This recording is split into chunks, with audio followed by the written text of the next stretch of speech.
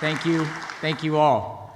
So I believe that organizational leaders who build smart human networks will build the companies that succeed in the future.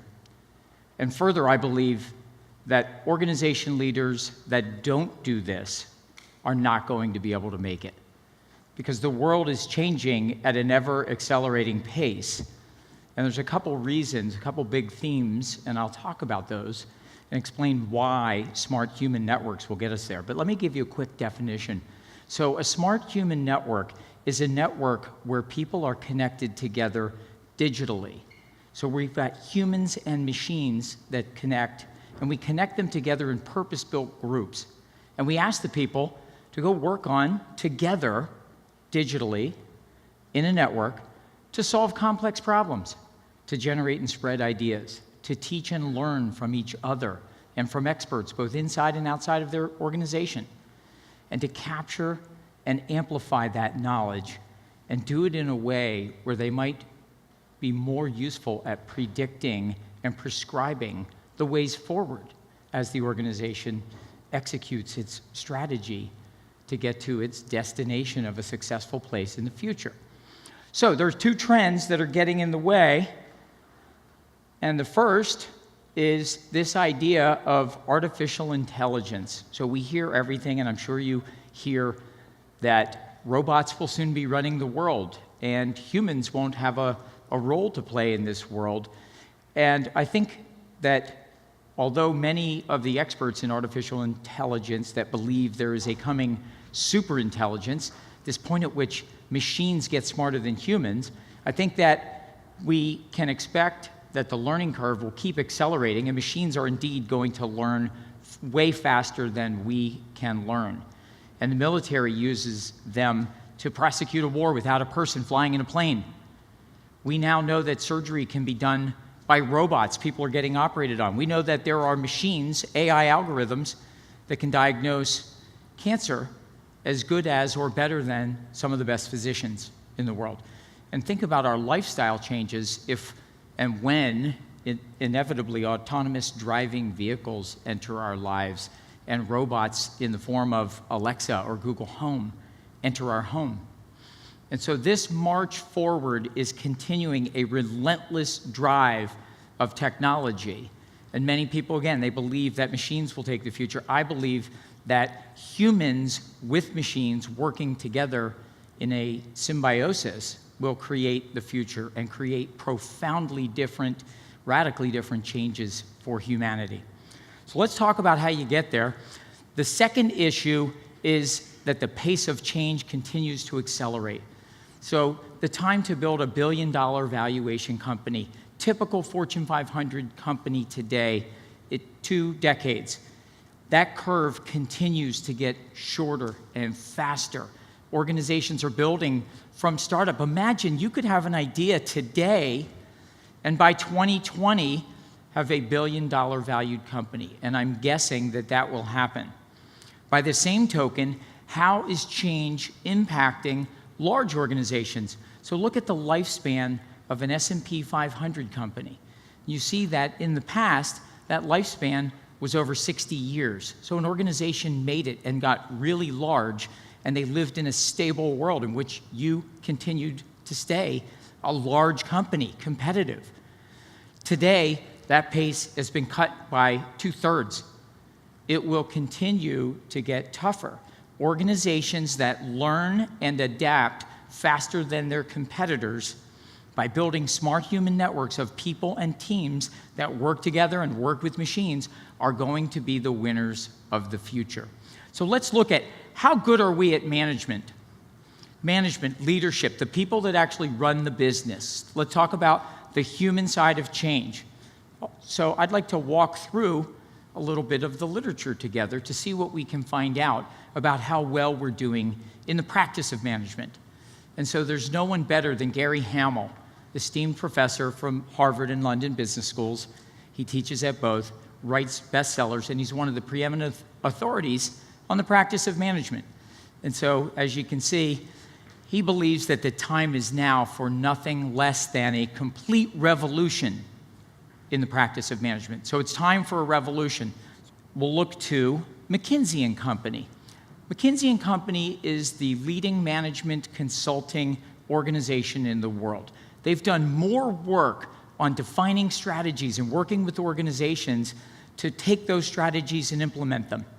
And what they have concluded, and they published this in 2017, so this is fresh this year, is that you have about a 30% chance if management has a vision for the organization. If you have a vision and you say, this is where we're going, and we want to take everybody on a journey in the organization to get to this destination, this future place, our Vision 2020, wherever we're taking the company, we have about a 30% chance of making it.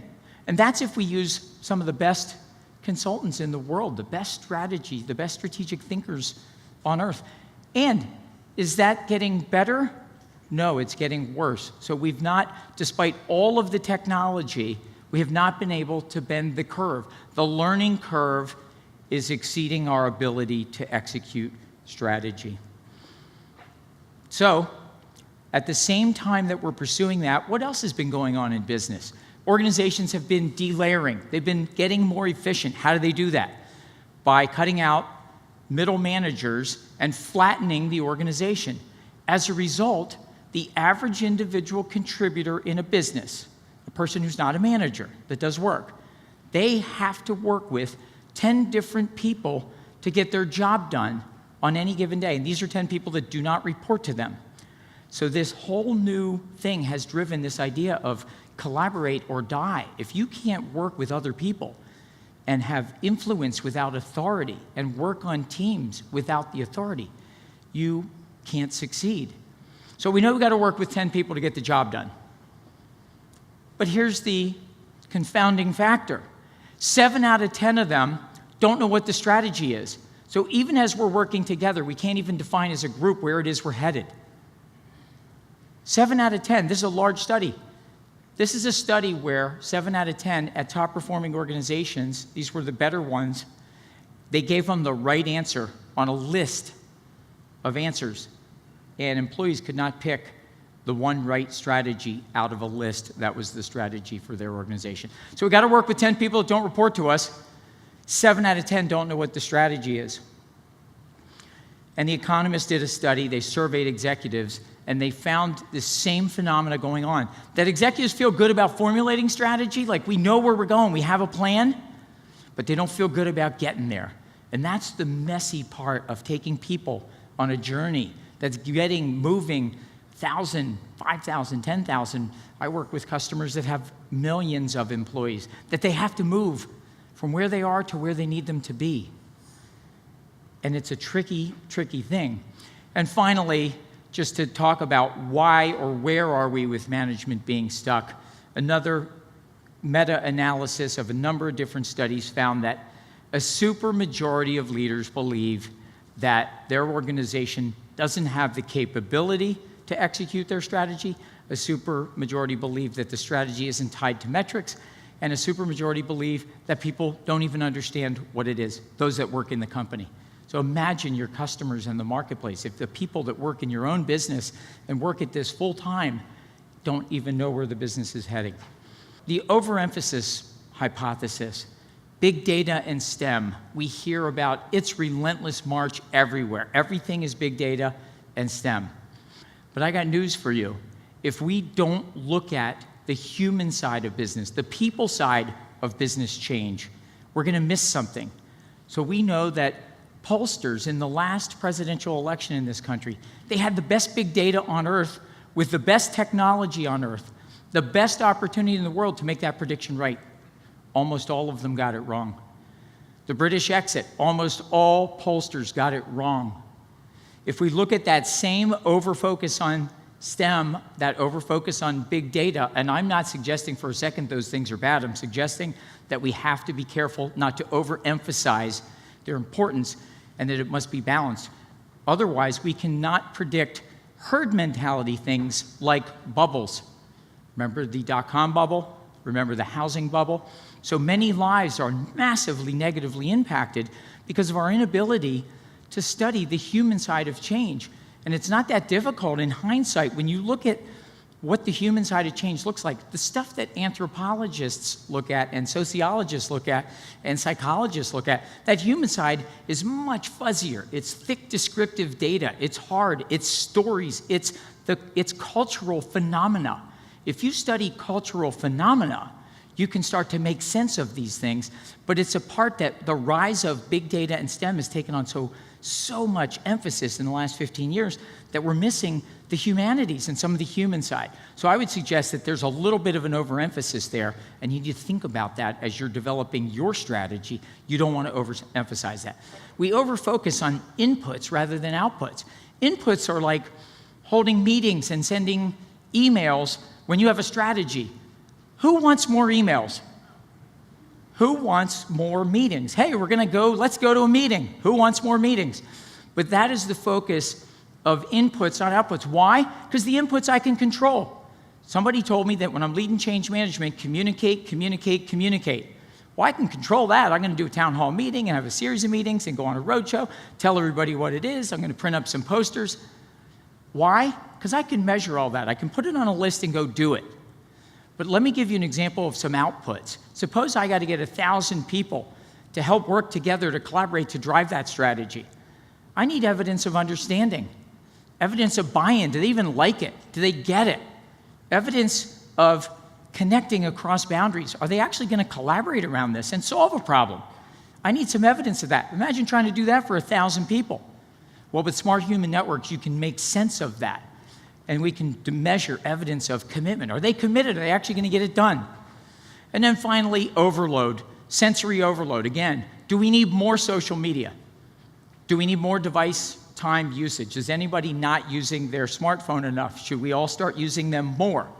I would suggest the answer to that question is we're overloaded. We have sensory overload of new media, sensory overload of social media. It's happening. And it's making us shallower, it's making us less social, and it's making us more depressed. Those are facts proven in research and evidence. And then the other one I just call system overload. The system's overload. My company, we have too many initiatives, we're focused on too many things, I got too many things going on, I'm getting too many emails, I'm over-surveyed to death, I can't take on any more work. You've delayered the middle, I'm doing more work, I can't do any more. People are reaching system overload. So these are the 3 hypotheses, and they all have the same thread in common.